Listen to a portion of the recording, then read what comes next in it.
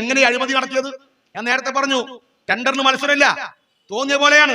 അപ്പൊ നേരത്തെ നിശ്ചയിക്കും ഇന്ന ഏജൻസിക്ക് ടെൻഡർ, ആ ഏജൻസിക്ക് വേണ്ടി ഒരു ഉപകരാറുകാരൻ, ഒരു ബിനാമി കരാറുകാരൻ, ആ ബിനാമി കരാറുകാരൻ തീരുമാനിച്ചു അതിനുവേണ്ടി ഒരു കോടിയുടെ റോഡ് വർക്ക്. ഉദാഹരണം എടുക്കാം, നമുക്ക് 200 കോടി വർക്ക് ഇതിനിടയ്ക്ക് എടുത്തു കഴിഞ്ഞിട്ടോ.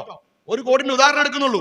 1 കോടിന്റെ റോഡ് വർക്ക് ഇവർ നേരത്തെ TPRസും പ്രസിഡന്റും വൈസ് പ്രസിഡന്റും സെക്രട്ടറി യോഗം കൂടി തീരുമാനിക്കും.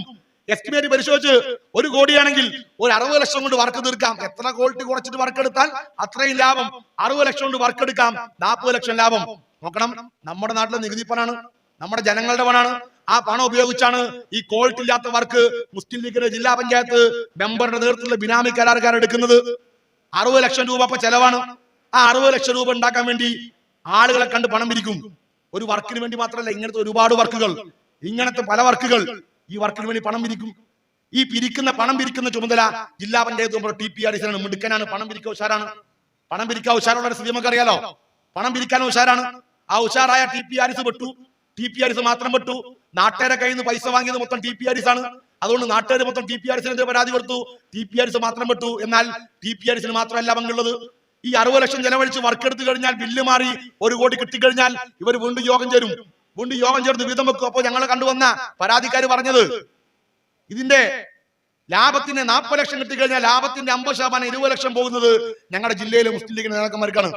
ഞങ്ങൾക്ക് അതിൽ പരാതിയില്ല. കാരണം എന്താ, 10 വർഷമായി കേന്ദ്രത്തിലും കേരളത്തിലും ഭരണമില്ല, ഒരു മാർഗവും ഇല്ല അഴിമതി നടത്താൻ. നേരത്തെ പറഞ്ഞ പോലെ കുറച്ച് തദ്ദേശ സ്വയംഭരണ സ്ഥാപനങ്ങളെ ഉള്ളൂ. അതിൽ ഏറ്റവും വലിയ ചക്കരക്കുടം ഈ ജില്ലാ പഞ്ചായത്താണ്.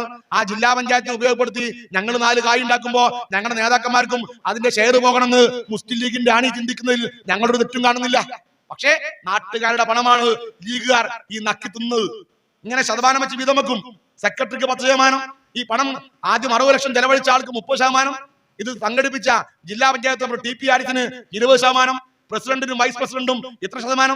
ഇങ്ങനെ വീതം വെച്ചാണ് ഈ തട്ടിപ്പ് നടന്നത്.